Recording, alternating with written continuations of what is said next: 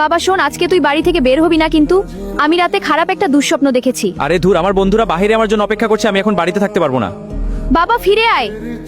ধুরু, এসব দুঃস্বপ্ন বলতে কিছু হয় না। অন্তত আমি এসব বিশ্বাস করি না। যাই দেখি বন্ধুরা অনেকক্ষণ ধরে আমার জন্য অপেক্ষা করছে।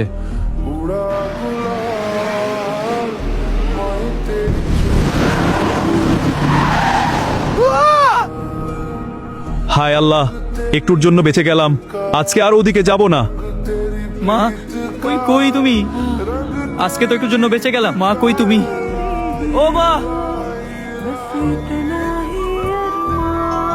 মা। जैसे चांद रहे बादल में